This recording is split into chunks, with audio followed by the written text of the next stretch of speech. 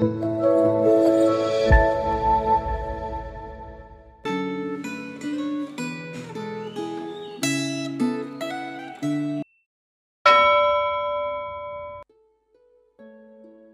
saudara yang dikasihi Tuhan. Di dalam kehidupan kita sebagai orang percaya, kita diajak untuk selalu menantikan kedatangan Kristus yang kedua kalinya.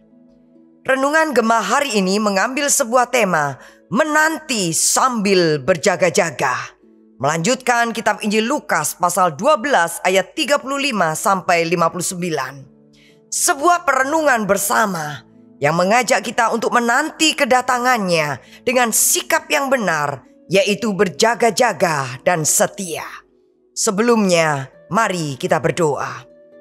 Kami bersyukur ya Tuhan, untuk kesempatan yang Tuhan berikan pada hari ini, untuk kami merenungkan firman-Mu. Kami mohon agar Tuhan membuka hati dan pikiran kami, agar kami bisa mengerti dan menerapkan apa yang Tuhan ingin ajarkan melalui sabda-Mu. Di dalam nama Kristus kami berdoa. Amin. Saya akan membacakan kitab Injil Lukas pasal 12 ayat 35 sampai ayatnya yang ke-40. Hendaklah pinggangmu tetap berikat dan pelitamu tetap menyala. Hendaklah kamu sama seperti orang-orang yang menanti-nantikan tuannya pulang dari perkawinan, supaya ketika ia datang dan mengetuk pintu, segera dibuka pintu baginya. Berbahagialah hamba-hamba yang didapati tuannya berjaga-jaga ketika ia datang. Sesungguhnya aku berkata kepadamu, ia akan mengikat pinggangnya dan mempersilahkan mereka duduk makan, dan ia akan datang melayani mereka. Apabila ia datang pada tengah malam atau pada dini hari dan mendapati mereka tetap berjaga, berbahagialah mereka. Namun ketahuilah ini, jika tuan rumah tahu pukul berapa pencuri akan datang, ia tidak akan membiarkan rumahnya dibongkar.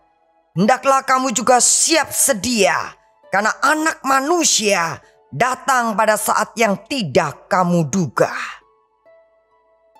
Hubungan antara orang beriman dengan Allah bisa digambarkan melalui berbagai macam cara, antara lain seperti hubungan anak dan bapa. Dalam bacaan Alkitab hari ini yang membahas hal-hal yang berkaitan dengan kedatangan Tuhan Yesus yang kedua kali, hubungan antara orang beriman dengan Kristus digambarkan sebagai hubungan antara hamba dan tuan pemilik hamba itu. Orang percaya harus menanti kedatangan Kristus kedua kali, sama seperti seorang hamba harus menanti tuannya yang pergi jauh dan belum kembali. Hamba yang baik adalah hamba yang didapati sedang berjaga-jaga dengan cara tetap setia melaksanakan tugas saat tuannya pulang. Sedangkan hamba yang jahat adalah hamba yang berperilaku seenaknya, karena tidak sadar bahwa ia harus bertanggung jawab kepada tuannya. Saudaraku, bagaimana cara berjaga-jaga saat menanti kedatangan Kristus yang kedua kali? Alkitab menyebutkan bahwa waktu kedatangan Kristus itu seperti waktu kedatangan pencuri yang tidak mungkin bisa kita perkirakan dengan pasti. Kristus pasti akan datang kembali, tetapi waktu kedatangannya tidak bisa kita pastikan dan tidak boleh diramalkan. Berspekulasi tentang kapan Kristus datang kembali hanyalah praktek yang memalukan diri sendiri. Kristus akan datang secara mendadak pada waktu yang hanya Allah yang tahu.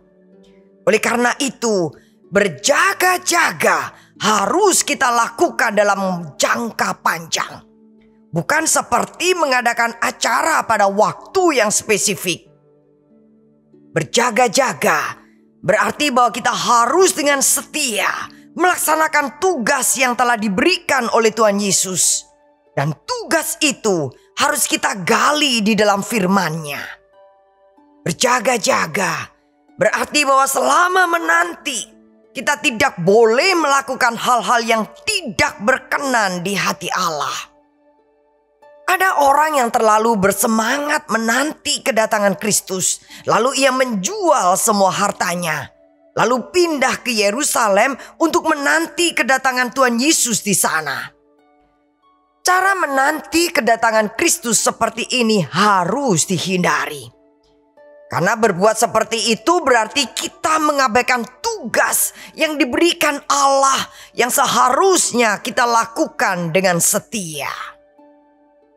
Yakinkah Anda bahwa Kristus pasti akan datang kembali untuk yang kedua kali? Apa yang Anda lakukan saat menanti kedatangan Kristus? Apakah Anda yakin bahwa Anda akan disebut sebagai hamba yang setia saat Kristus datang untuk kedua kali? Atau Anda khawatir bahwa Anda akan disebut sebagai hamba yang jahat dan malas karena Anda tidak melakukan apa yang seharusnya Anda lakukan? Apakah kesadaran akan kepastian kedatangan Kristus yang kedua kali memiliki dampak dalam kehidupan Anda dan pelayanan Anda? Mari kita berdoa. Terima kasih Tuhan Yesus untuk firman yang telah kami dengar hari ini. Kami percaya bahwa Engkau akan datang kembali pada waktu yang telah Engkau tentukan. Ajar kami untuk selalu berjaga-jaga, setia dalam menjalankan tugas yang Engkau percayakan dan hidup sesuai dengan kehendak-Mu. Kami mohon agar Tuhan terus membimbing kami, agar kami tidak lengah dalam menantikan kedatangan-Mu. Dalam nama Tuhan Yesus kami berdoa. Amin.